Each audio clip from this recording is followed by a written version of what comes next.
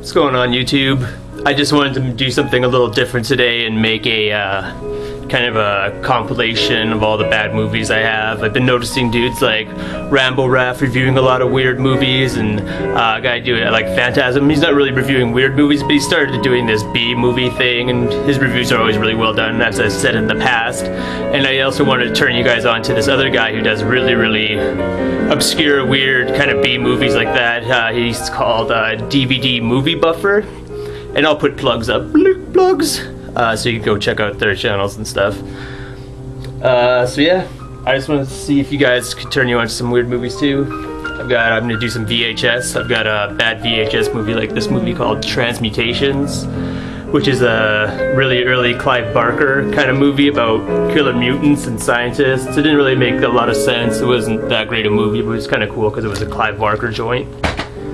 I've got this classic movie, Repossessed, which is the Leslie Nielsen. It's also got Linda Blair in it too, who wasn't the original Exorcist. It's just a spoof on that, just Repossessed. Lots of vomit jokes, shit like that. Here's a movie I really like. I don't know if a lot of people know about it. It's called Naked Lunch. David Cronenberg? Yeah.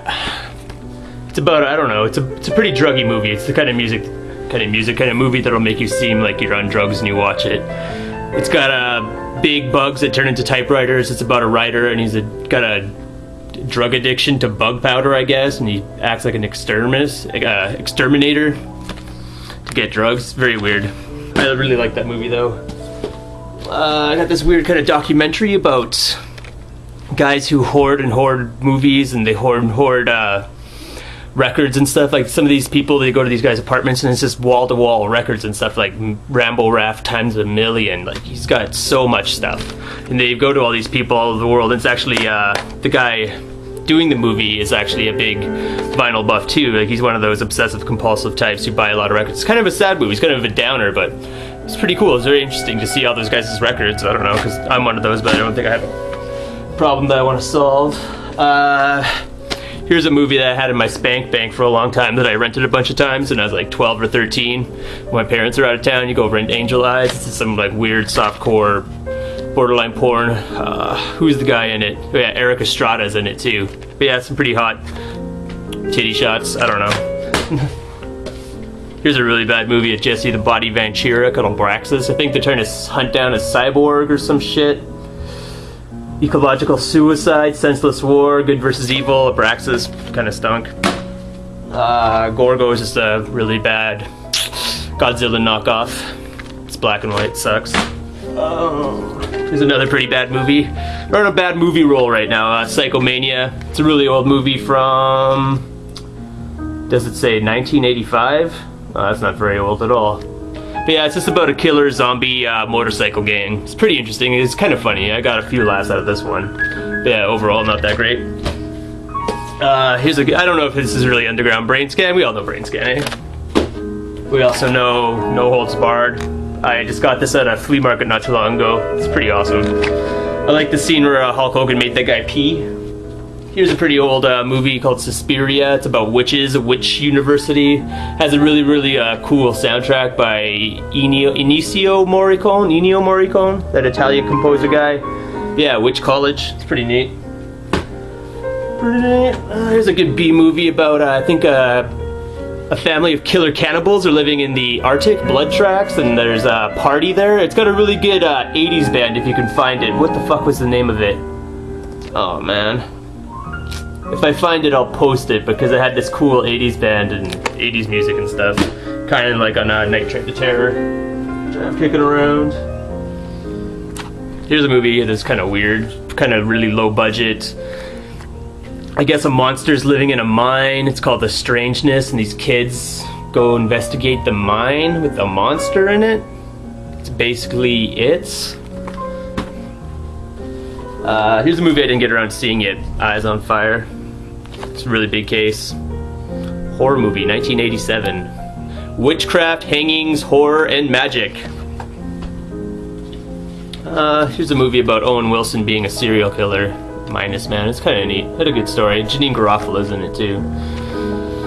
I'd boner. don't know how many people have seen Making Contact. Kid's dad dies, puppet comes to life, evil puppet, trying to talk through a toy phone with your dead dad. It's kind of a horror movie, kind of a kid's movie, but it's also had some really scary parts. It didn't really age that well, but I still kind of like watching it. Making Contact. How long are we at here? My thing won't tell me. Anyway, old Jack Nicholson movie, The Shooting. Western, wasn't that good.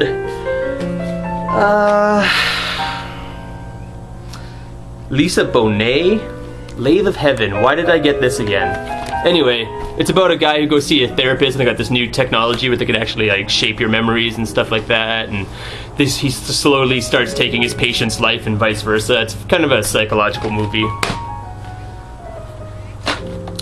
Wendigo? It's I think a new family just moved up north in Canada or something. Oh yeah, they accidentally hit a deer and the deer died, so the spirit forest monster thing, the Wendigo, hunts them down and starts killing them. And the Wendigo is basically just this skeleton, like a deer skeleton type thing.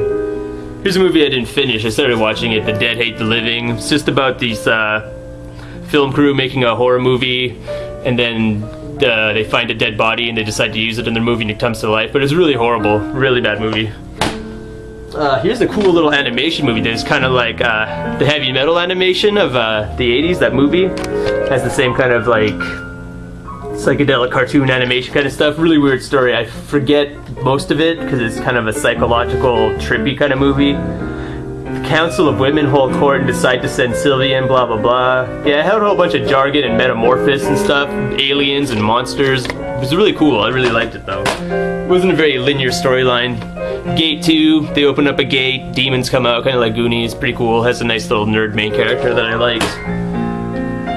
Chuck and Buck, it's about these guys who are gay in high school and then they meet up later and they're gay again. It wasn't very good. That's why I got it, because you have to buy 3 and you get $12 for 3. Chuck and Buck. I kind of thought he was funny, but I guess he's not. And Roger Ebert gave it a thumbs up. James Rolfe turned me onto this movie with some greatest car chase thing compilation he did, short time. I really liked it. Cool 80s movie, cool main character. I like the concept of the guy gets misdiagnosed, so he thinks he's dying in 72 hours, and though his family will get his benefits as if he dies on duty. He can't die of natural causes, so he's trying to commit suicide the whole time, fighting crime. Kung Pao was kind of, I thought it was gonna suck, but it was actually pretty funny. It's just a martial arts spoof by that guy who does like Thumb Wars and Thummenstein and shit like that. Holy Smoke's a great movie with Harvey Keitel. He's a cult deprogrammer and this girl got into a cult, so this family hires him. Lots of nudity, lots of cool acting, except you have to see Harvey Keitel's junk. It's kind of gross. I think I'm just gonna stop there with my VHS ones because I don't know how long this video is going on for, but maybe keep it short and sweet. Check you later.